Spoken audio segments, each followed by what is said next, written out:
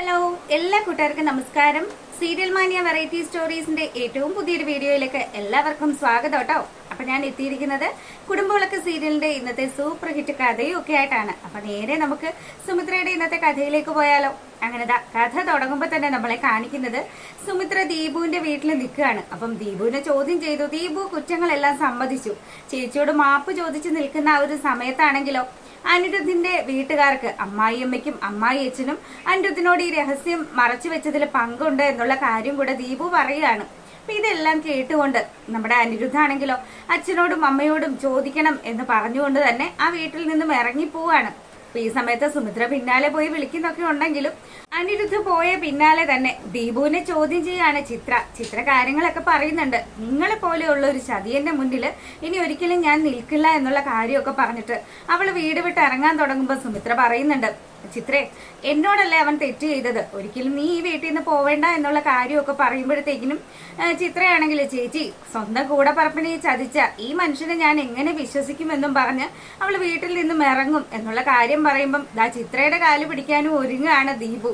അപ്പൊ ദീപു ഇങ്ങനെ നാണം കെട്ട് നിൽക്കുന്ന ആ ഒരു സമയത്ത് സുമിത്ര ചിത്രയെ തടയുകയാണ്. ഇനി എന്തൊക്കെ വന്നാലും ഇവനും ഞാനും തമ്മിൽ യാതൊരുവിധ ബന്ധവും ഉണ്ടാവില്ല, പക്ഷെ നീ ഒരു തവണ എന്തായാലും ഇത്തവണ ഇവനോട് ക്ഷമിക്കണം എന്നുള്ള കാര്യം പറഞ്ഞ് ചിത്രയെ അവിടെ പിടിച്ചു നിർത്താൻ ശ്രമിക്കുകയാണ് സുമിത്ര. പക്ഷേ ചിത്രയാണെങ്കിലോ, ചേച്ചി ഈ കാര്യങ്ങളെല്ലാം അപ്പു അറിഞ്ഞു കഴിഞ്ഞാലുണ്ടല്ലോ എന്റെ മോനും ഇവിടെ നിൽക്കാനായിട്ട് സമ്മതിക്കില്ല, അല്ലേലെ ഇപ്പൊ അവനും കാര്യങ്ങളെല്ലാം മനസ്സിലായിരിക്കുകയാണ് എന്നൊക്കെ സുമിത്രയോട് പറയുമ്പം സുമിത്ര അത് എല്ലാം മനസ്സിലാക്കി തന്നെയാണ് ചിത്രയോട് അവിടെ തങ്ങാനായിട്ട് ആവശ്യപ്പെടുന്നത്. അങ്ങനെ സ്വന്തം അനിയനോട് ഇനി നീയും ഞാനും തമ്മിൽ യാതൊരുവിധ ബന്ധവും ഇല്ല എന്നും പറഞ്ഞ പുള്ളിക്കാരി ആ വീടിന്റെ പടി വിട്ടിറങ്ങുമ്പം നമ്മുടെ ചിത്ര പുറകെ പോയി വിളിക്കുന്നുണ്ടെങ്കിലും സുമിത്ര തിരിഞ്ഞു നോക്കാതെ നടന്നകലുകയാണ്. അപ്പൊ ഈ സമയത്താണെങ്കിലും ചിത്ര ഇതുപോലെയുള്ളൊരു ചതിയന്റെ കൂടെ ഇനി താൻ എങ്ങനെ താമസിക്കും, ഈശ്വര എനിക്കറിയില്ല എന്തൊക്കെയാണ് സംഭവിക്കാൻ പോകുന്നത് എന്നും പറഞ്ഞ് പുള്ളിക്കാരി ദേഷ്യപ്പെട്ട് അകത്തോട്ട് കയറി പോകുമ്പം എല്ലാം ചെയ്തത് എന്തിനു വേണ്ടിയായിരുന്നു എന്നുള്ള കാര്യം നമ്മുടെ ദീപു ഇങ്ങനെ ഓർത്തെടുക്കുകയാണ്.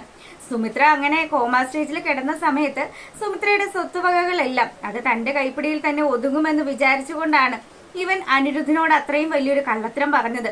അപ്പം ചേച്ചി ഇതുപോലെ ജീവിതത്തിലേക്ക് തിരിച്ചു വരുമെന്നുള്ള കാര്യം താൻ ഒരിക്കലും വിചാരിച്ചില്ല. പക്ഷേ അതൊന്നും കൊണ്ടും തനിക്ക് ഒരു നേട്ടവും ഉണ്ടായില്ലല്ലോ, തനിക്കിപ്പോ പഴി മാത്രമാണ് മിച്ചം എന്നുള്ള കാര്യമൊക്കെ ഇവനിങ്ങനെ ആലോചിച്ച് വിഷമിച്ച് നിൽക്കുക കേട്ടോ. അപ്പൊ ഈ സമയത്താണെങ്കിലോ നമ്മുടെ അനന്യത കൊച്ചുമൊക്കെ ആയിട്ട് കളിച്ചുകൊണ്ടിരിക്കുമ്പോഴത്തേക്കിനും അങ്ങോട്ടേക്ക് ദേഷ്യപ്പെട്ട അനിരുദ്ധ് വരികയാണ്. അനി വന്ന പാടെ തന്നെ അനന്യയോട് പറയുന്നുണ്ട്, നിന്റെ അച്ഛനും അമ്മയും ഒക്കെ ഇവിടെ ഉണ്ടോ, ഉണ്ടെങ്കിലൊന്ന് ഇങ്ങനെ വിളിച്ചേന്ന് പറയുമ്പം അനന്യ ചോദിക്കുന്നുണ്ട്, എന്ത് പറ്റിയനി, എന്താ നിനക്ക് ഇത്ര ദേഷ്യം? അതെ, അവരെ മമ്മിയെന്നും ഡാഡിയെന്നും ഒക്കെ വിളിക്കാനായിട്ട് എനിക്ക് വലിയ പ്രയാസമൊക്കെ ഉണ്ട്, അതുകൊണ്ട് നീ തന്നെ വിളിച്ചാൽ മതി, എനിക്ക് അവരോട് രണ്ട് വർത്താനം പറയണമെന്ന് പറയുകയാണ്. അപ്പൊ ഈ സമയത്താണെങ്കിലോ നമ്മുടെ വിശ്വൻ അനിരുദ്ധ് സിദ്ധാർത്ഥിനെ കാണാൻ പോയ വിവരങ്ങളെല്ലാം പ്രേമയെ ധരിപ്പിക്കുന്നുണ്ട്. അതുകൊണ്ട് തന്നെ പ്രേമ ഒന്ന് കരുതി നിൽക്കുകയാണ്. അനിരുദ്ധ് വന്നു എന്നുള്ള കാര്യം അനന്യ പറയുമ്പോഴത്തേക്കിനും പ്രേമയാണെങ്കിൽ ടെൻഷൻ അടിച്ച് നിൽക്കുക. എന്താ അമ്മേ, എനിക്ക് ഭയങ്കര ദേഷ്യമാണല്ലോ, നിങ്ങൾ രണ്ടുപേരെയും തിരക്കുന്നുണ്ട് എന്ന് അനന്യ പറഞ്ഞു. അങ്ങനെ അനിരുദ്ധിന്റെ മുന്നിൽ പ്രേമയും വിശ്വനും വന്ന് നിൽക്കുകയാണ്. ഇവരോട് അനിരുദ്ധ ചോദിക്കുന്നുണ്ട്, അല്ല നിങ്ങൾ രണ്ടുപേരും എന്റെ അമ്മ മരിച്ച സമയത്ത് ചടങ്ങുകൾക്കെല്ലാം പങ്കെടുത്തതല്ലേ, ശരിക്കും അത് ഏത് ദിവസം ആയിരുന്നു എന്ന് ചോദിക്കുമ്പോഴത്തേക്കിനും പ്രേമ നിന്ന് വരയ്ക്കാൻ തുടങ്ങി. പ്രേമ ഒരു അക്ഷരം പോലും മിണ്ടുന്നില്ല. വിശ്വനാണെങ്കിലോ വിശ്വനും അവിടെ നിന്ന് പരിങ്ങുമ്പോഴത്തേക്കിനും ഇതെന്താ നീ ഇതൊക്കെ ചോദിക്കുന്നത്? അതെ, എനിക്കതൊന്നും അറിയാനായിട്ടാണ്. നിന്റെ അമ്മ മരിച്ച സമയത്ത് ഞങ്ങൾ അവിടെ പോയിട്ടൊന്നുമില്ല, പിന്നെ നിന്റെ അമ്മാവൻ പറഞ്ഞുള്ള അറിവാണ് അവള് മരിച്ചുപോയി എന്നുള്ള കാര്യം. അതെ, നിങ്ങള് സത്യങ്ങളെല്ലാം മനസ്സിലാക്കി എന്നുള്ള കാര്യം ഞാൻ അറിഞ്ഞു. എന്റെ അമ്മ ജീവിച്ചിരിക്കുന്നുണ്ട്, എന്റെ അമ്മയെ കണ്ടിട്ടാണ് ഞാൻ വരുന്നത് എന്നുള്ള കാര്യമൊക്കെ അനിരുദ്ധ് പറയുമ്പം പ്രേമയാണെങ്കിലോ ഒന്നും മിണ്ടാതെ ഇങ്ങനെ അനിരുദ്ധിനെ രൂക്ഷമായിട്ട് നോക്കുകയാണ്. അപ്പം പ്രേമയ്ക്ക് മുന്നിൽ നിങ്ങൾ എന്ത് നെറുകേടും ചെയ്യുന്ന ഒരു സ്ത്രീയാണ് എന്നുള്ള കാര്യം എനിക്ക് വളരെ വ്യക്തമായി തന്നെ അറിയാം. നിങ്ങളുടെ ഉദ്ദേശം എന്തായിരുന്നു, അത് ഇനിയെങ്കിലും നിങ്ങൾക്ക് വെളിപ്പെടുത്തി കൂടെ എന്ന് അനിരുദ്ധ് ചോദിക്കുമ്പോൾ കഥകളൊന്നും അറിയാതെ അനന്യത ചോദിക്കുകയാണ്, എന്താ ഇനി എന്തിനാ അമ്മയോടും അച്ഛനോടും ഇത്ര ദേഷ്യപ്പെടുന്നത്, എന്താ സംഭവിച്ചത് എന്നുള്ള കാര്യമൊക്കെ പറയുമ്പം എടി ഇവരെന്നോട് പറഞ്ഞു മനസ്സിലാക്കി വെച്ചിരുന്നത് എന്റെ അമ്മ മരിച്ചുപോയി എന്നുള്ള കാര്യമാണ്. ഞാൻ എന്റെ അമ്മയ്ക്ക് വേണ്ടി ബലിയിടാൻ പോയ സമയത്തെങ്കിലും ഇവർക്ക് സത്യങ്ങൾ എന്നോട് പറയായിരുന്നു. അപ്പൊ ഇതിന് നമ്മുടെ വിശ്വനാണെങ്കിലോ ഒരു കുറ്റസമ്മതം നടത്തുക കേട്ടോ.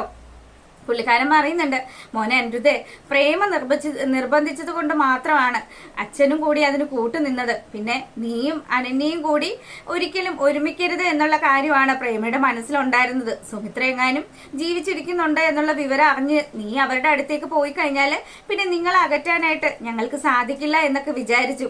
അതുകൊണ്ട് മാത്രം സംഭവിച്ചു പോയതാണ് എന്നൊക്കെ പറയുമ്പം അനന്യ ഈ സത്യങ്ങൾ കേട്ടിട്ട് അനന്യക്ക് ദേഷ്യം വരികയാണ്. അനന്യ പറയുന്നുണ്ട്, അതെ, നിങ്ങൾ എന്തിനു വേണ്ടിയിട്ടാണെങ്കിലും ഇത്രയും വലിയ ക്രൂരതയാണ് അനിരുദ്ധിനോട് കാണിച്ചത്.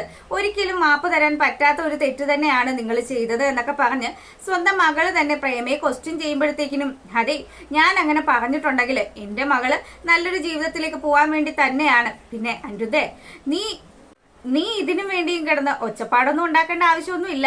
നിന്റെ അമ്മ ജീവിച്ചിരിപ്പില്ല എന്ന് ഞങ്ങൾ പറഞ്ഞു. അത് ഞങ്ങൾക്ക് അങ്ങനെ തോന്നിയത് കൊണ്ട് പറഞ്ഞതാണ്. അപ്പൊ ഇതൊക്കെ കേൾക്കുമ്പം അല്ലെങ്കിലും നിങ്ങളൊരു വൃത്തികെട്ട സ്ത്രീയാണ് എന്നുള്ള കാര്യത്തിൽ എനിക്കിപ്പോ ഒരു സംശയവും ഇല്ല. നിങ്ങളെ പോലെയുള്ള ഒരു സ്ത്രീയുടെ കൂടെ ഈ വീട്ടിൽ ഇനി താമസിക്കാൻ എനിക്ക് പറ്റില്ല എന്നും പറഞ്ഞ് അനിരുദ്ധ് അവന്റെ നിലപാട് വ്യക്തമാക്കുകയാണ്. അപ്പം അനി ഇങ്ങനെയൊക്കെ പറയുമ്പോൾ അമ്മയെ കുറിച്ച് ഇത്ര മോശമായിട്ടുള്ള വാക്കുകളൊക്കെ ഉപയോഗിക്കുമ്പം അനന്യക്ക് അതങ്ങ് കയറി കൊണ്ടു. അവള് പറയുന്നുണ്ട്, അതെ അനി, എത്രയൊക്കെ വന്നാലും ഇത് എന്റെ അമ്മയാണ്. എന്റെ അമ്മ ഇത്രയും മോശമായിട്ടൊക്കെ സംസാരിച്ചു കഴിഞ്ഞാൽ അതൊരിക്കലും കേട്ടു നിൽക്കാൻ എനിക്ക് സാധിക്കില്ല എന്ന് പറയുമ്പം അല്ലെങ്കിലും എനിക്കറിയാം നിനക്ക് ഇങ്ങനെ തന്നെ നീയും പറയുള്ളൂ. സത്യം പറയേ, നിനക്കും ഇതിലെന്തെങ്കിലും പങ്കുണ്ടോ എന്ന് ചോദിക്കുമ്പം അനിരുദ്ധ്, ഞാനൊന്നും അറിഞ്ഞിട്ടല്ല, പക്ഷെ എന്റെ അമ്മയെ ഇങ്ങനെ മോശമായിട്ട് സംസാരിച്ചാൽ അതെനിക്ക് തീരെ ഇഷ്ടപ്പെടില്ല. നിന്റെ അമ്മയെ നീ എത്രമാത്രം സ്നേഹിക്കുന്നുണ്ടോ അതുപോലെ തന്നെ ഞാൻ എന്റെ അമ്മയെയും സ്നേഹിക്കുന്നുണ്ട് എന്നുള്ള കാര്യമൊക്കെ ഇവളിങ്ങനെ പറയുക കേട്ടോ. അപ്പോഴത്തേക്കിനും അനിരുദ്ധ് തന്റെ തീരുമാനം അനന്യയുടെ മുഖത്തടിച്ചതുപോലെ പറയാണ്, അതെ, ഇനി ഒരു കാരണവശാലും ഞാൻ ഈ വീട്ടിൽ തുടരില്ല. എനിക്ക് ഇതുപോലെയുള്ള ആൾക്കാരൊക്കെ ആയിട്ട് ജീവിക്കാൻ സാധിക്കില്ല. നിന്റെ അമ്മ എന്തിനു വേണ്ടിയാണ് എന്നോട് ആ ഒരു നുണ പറഞ്ഞത്? നിന്നെ തിരികെ അവർക്ക് ലഭിക്കാൻ വേണ്ടിയിട്ട്. അതുകൊണ്ട് ഞാനും എന്റെ കുഞ്ഞും കൂടി ഈ വീട്ടിൽ നിന്ന് പോയിക്കോളാന്ന് പറയാണ്. അപ്പൊ സ്വരമോളാണെങ്കിലോ ഇത് വഴക്ക് തുടങ്ങുന്ന സമയത്ത് ഇതൊക്കെ കേട്ട് നിൽക്കുന്നുണ്ടായിരുന്നു കേട്ടോ. അനന്യയാണ് കുഞ്ഞിനെ പറഞ്ഞ് റൂമിലേക്ക് വിട്ടത്. അപ്പൊ അച്ചമ്മ ജീവിച്ചിരിക്കുന്നുണ്ട് എന്നുള്ള സത്യം കുഞ്ഞും തിരിച്ചറിഞ്ഞായിരുന്നു. അപ്പം അനിരുദ്ധിന്റെ തന്റെ തീരുമാനമൊക്കെ പറയുമ്പം ദാ ഞെട്ടിത്തരിച്ചു നിൽക്കുകയാണ് നമ്മുടെ അനന്യ. പക്ഷെ ഇതിലെല്ലാം സന്തോഷം കൊണ്ട് നിൽക്കുകയാണ് പ്രേമയും വിശ്വനും. അപ്പം ഇത്തരത്തിലുള്ള ഒരു സൂപ്പർ ഹിറ്റ് കഥയാണ് ഇന്ന് എത്തിയിരിക്കുന്നത്. എല്ലാവരും കാണുക, മിസ് ചെയ്യരുത്. എല്ലാവർക്കും നല്ലൊരു ദിവസമൊക്കെ ആശംസിച്ചുകൊണ്ട് നമ്മൾ വീഡിയോ വൈൻഡപ്പ് ചെയ്യാണ്. താങ്ക്